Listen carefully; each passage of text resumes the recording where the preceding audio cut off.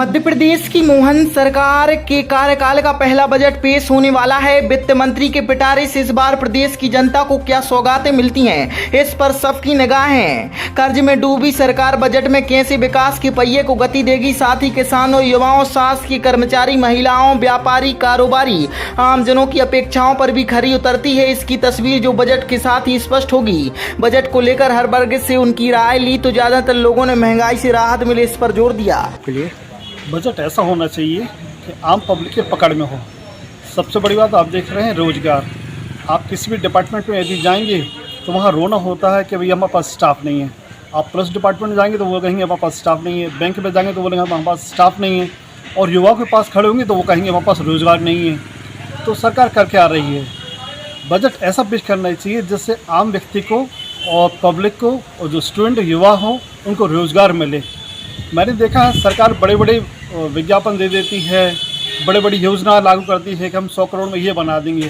100 करोड़ से आप देख सकते हैं तो मैं ये कहूँगा शायद 2 से 3 लाख एम्प्लॉय की सैलरी हो सकती है। आप ये योजना जो निकाले वो निकालते रहें, लेकिन रोज़गार आम व्यक्ति की नींव है। जब तक व्यक्ति के पास पैसा नहीं आएगा, रोज़गार नहीं मिलेगा, आदमी कुछ नहीं कर सकता। आजकल सरकार आपने देखा होगा प्राइवेटीकरण पर उतारू है, लेकिन ये आम व्यक्ति के लिए भविष्य में अच्छा साबित नहीं होगा, क्योंकि हर आदमी प्राइवेटीकरण का जो महंगाई हो रही है उसको नहीं पा सकता है। आप देखें मॉल पे हर व्यक्ति आदमी कपड़े नहीं खरीद सकता है, वो मार्केट में ही सादा जो दुकान है वहीं पे खरीदारी करेगा। जब तक आम व्यक्ति नहीं कमाएगा, उसको रोज़गार नहीं मिलेगा, उससे कोई लाभ नहीं होने वाला। जी, महिलाओं के लिए तो ये है कि घर के राशन पानी की बहुत समस्या हो रही है अभी, क्योंकि दाल से लेके चावल से लेके नमक तक महंगा हो गया है।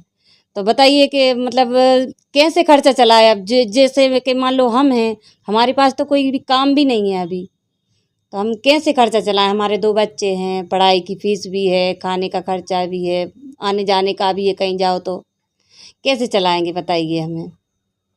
क्या अपेक्षा रख रही है सरकार से, क्या चाहिए? जी, हमारा कहना ये है कि इतना जितनी महंगाई हो चुकी है उतनी महंगाई ना करें, क्योंकि वैसे तो ज़्यादातर नहीं तो हरी सब्जियां तो जैसे लोग खा ही नहीं पा रहे हैं, ठीक है।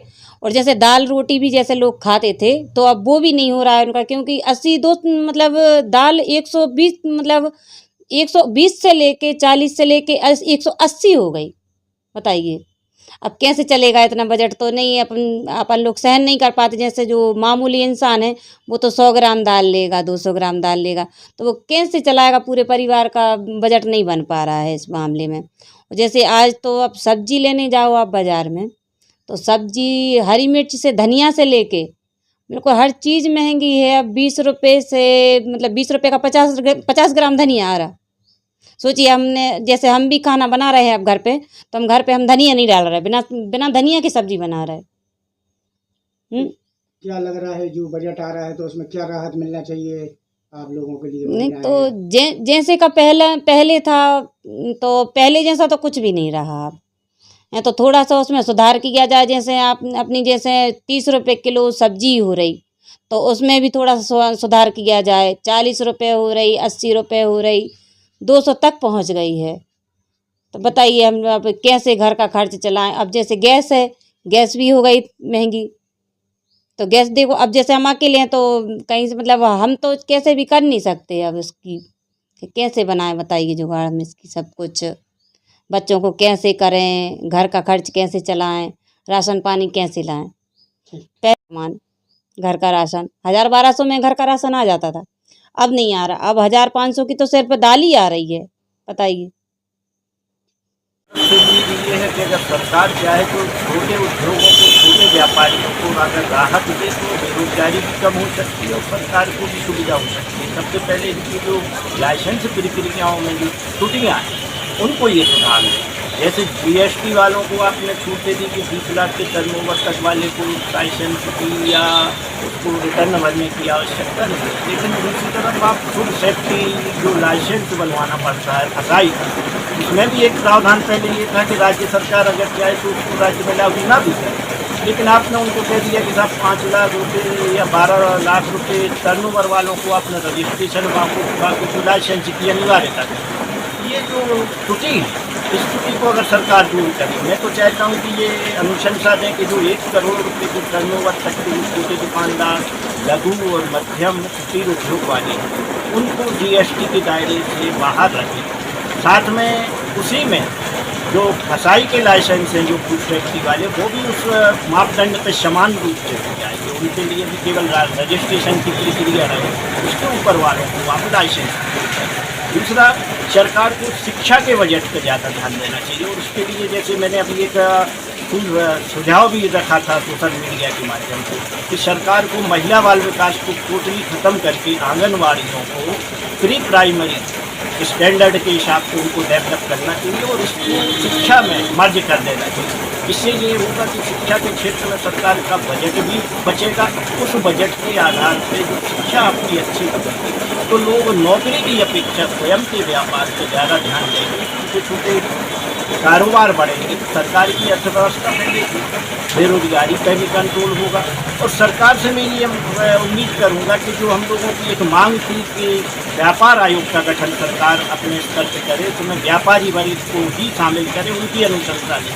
सरकार ने पहले घोषणा जरूर की थी कि मैं व्यापार संवर्धन बोर्ड बना रहा हूँ, पर उससे अभी ऐसा कोई काम नहीं हुआ। व्यापार आयोग बनाएंगे तो व्यापार आयोग का एक संवैधानिक उसका एक दर्जा होगा। उस सरकार को उन व्यापारियों के माध्यम से ऐसे सुझाव मिलेंगे कि जिसमें सरकार को भी भारी भरकम रिकवरी मिलेगी, रेवेन्यू मिलेगा, राजस्व मिलेगा और भ्रष्टाचार पर कंट्रोल होगा। क्योंकि जितने ज़्यादा आप कानून बताते हैं, जितनी ज़्यादा जटिलताएँ बढ़ती हैं, उतनी ज़्यादा टैक्स चोरी भी बढ़ती है, उतनी ज़्यादा अफसरशाही भी बढ़ती है, उतनी ज़्यादा ये समझो आपके कानून की जटिलता की वजह से भ्रष्टाचार बढ़ता है। मैं तो सरकार से यही चाहूँगा। और एक बात और मैं चाहूँगा कि सरकार डीजल पेट्रोल को जीएसटी के दायरे में ले, पेट्रोलियम पदार्थों को रेट की जगह, तो इससे ये फ़ायदा होगा कि महंगाई पर भी कंट्रोल होगा। साथ ही अगर सरकार को अपने राजस्व की या वसूली या राजस्व बढ़ाना है तो आप मादक पदार्थ, शराब या अन्य चीज़ों पर आप टैक्स का दायरा बढ़ा सकते हैं, उसमें अन्य सेस वगैरह अन्य चीज़ें लगा दें तो उसमें आपका राजस्व भी बढ़ेगा और इस पर कंट्रोल भी होगा। ये मैं कहना चाहता हूँ व्यापारी महासंघ की तरफ से कि सरकार इस पर गौर करे तो ज़्यादा अच्छा होगा। और शिक्षा का बजट विशेष रूप से और व्यापारियों के व्यापार आयोग पे ज़्यादा ध्यान दें। अगर वो व्यापार आयोग का गठन करते हैं तो उनको समय समय पे व्यापारियों द्वारा एक ऐसी अच्छी सलाह मिलेगी, उस पर अमल करने में सरकार को भी अमली जामा पहनाने में सहायता मिलेगी। व्यापार आयोग का गठन सरकार करे, ये मेरा मुख्य मुद्दा है।